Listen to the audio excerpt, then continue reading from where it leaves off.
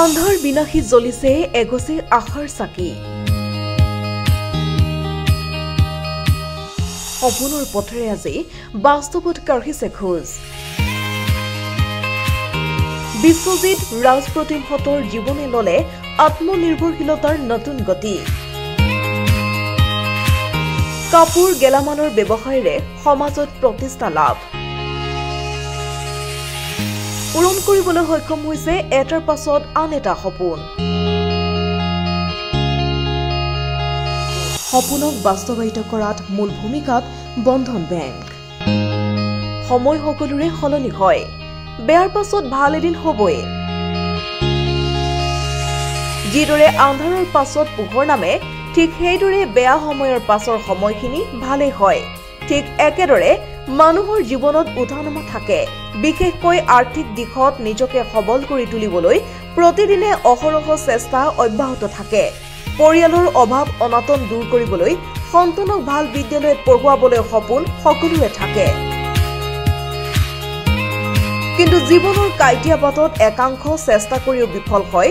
যদিও অধিকাংশই নিজৰ সপোন বাস্তৱ কৰিবলৈ সক্ষম হয় আজিৰ সময়ছোৱাত সেই বিফল হোৱা একাংশৰ সপোনে বাস্তৱৰে ৰূপ লয় কিয়নো সমাজে লাভ কৰিছে বন্ধনৰ দৰে এটা বিশেষ উপহাৰ যি উপহাৰে বহু বিফল কাহিনীক দিছে সফল ৰূপ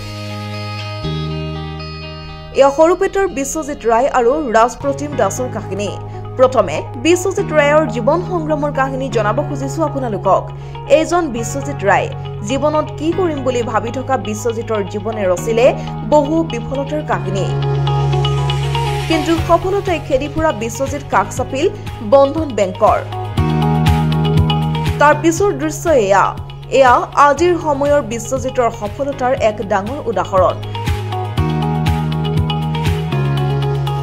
বৃহৎ ষ্টেচনাৰী গেলামাল দোকানৰে আজি সৰুপেটৰ এজন প্ৰতিষ্ঠিত ব্যৱসায়ী বিশ্বজিৎ প্ৰথমে বন্ধনৰ সৰুপেটা শাখাৰ পৰা 3 লাখ টকাৰ ঋণ লৈ আৰম্ভ কৰা এই ব্যৱসায়ৰে সম্প্ৰতি বিশ্বজিৎ এজন স্বাৱলম্বী লোক আমাৰ সাংবাদিকৰে হোৱা এক সাক্ষাৎকাৰত বিশ্বজিতে কি ক'লে শুনক বন্ধন বেংক লৈ মই বহুত উপকৃত হৈছো মই 3 লাখ টকা লোন লৈছো প্ৰথম তাৰপিছত মোৰ ব্যৱসায় মোটামুটি ভালে চলি আছে আৰু ভৱিষ্যতে এনেকৈ আগবাঢ়ি নিম বুলি ভাবছো ধন্যবাদ দিছো সিহঁতক যাতে সিহঁতে টকাটো মোৰ সময়ত দিছে বহুত কামত লাগছে পইচাটো ইতিমধ্যে আপোনাৰ দৰে বিভিন্ন ব্যক্তি বন্ধন পইচা লৈ ব্যৱসায় কৰিব খুজি আছে তেওঁলোকক কিবা জনাব নেকি আপোনাৰ ফালৰ পৰা সিহঁতকো ল'ব দিয়ক আৰু বাঢ়ি আছে বন্ধন বেংকৰ বহুত মানে সহায় হৈছে 3 লাখ টকা লোন লৈছিলো এতিয়া আপোনাৰ ব্যৱসায় ভালে চলি থকা দেখা পোৱা মোটামুটি ভালে চলি আছে আপোনালোকৰ আশীৰ্বাদত এইজন ৰাজপ্ৰতিম দাস সংগ্ৰামৰ বাট বুলি আজি সফলতাৰে সোণহেৰীয়া বাট অতিক্ৰম কৰিছে ৰাজপ্ৰতিমে য'ত সহযোগ কৰিছে বন্ধন বেংকে কিয়নো বন্ধনৰ সহযোগত যি ব্যৱসায় আৰম্ভ কৰিলে সেই ব্যৱসায়ৰে আজি এজন সফল ব্যৱসায়ী হিচাপে লাভ কৰিছে প্ৰতিষ্ঠা বন্ধনৰ সৰুপেটা শাখাৰ পৰা 3 লাখ টকাৰ ঋণ লৈ আৰম্ভ কৰা ব্যৱসায়ৰে আজি এজন সফল ব্যক্তিৰ ৰাজপ্ৰতিম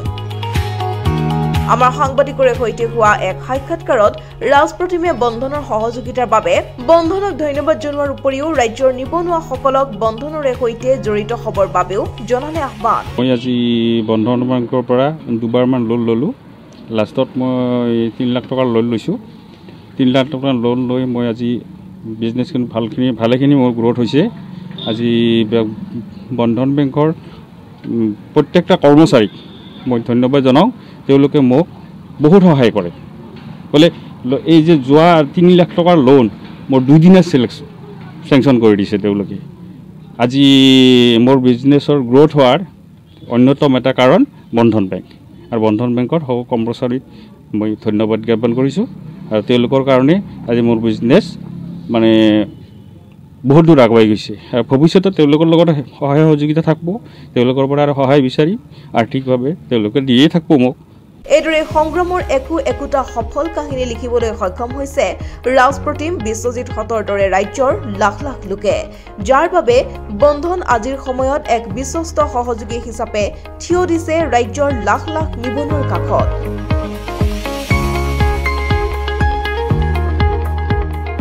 বৰপেটাৰ পৰা অক্ষেন্দ্ৰ ডেকাৰ ৰিপৰ্ট প্ৰতিবিম্ব লাইভ।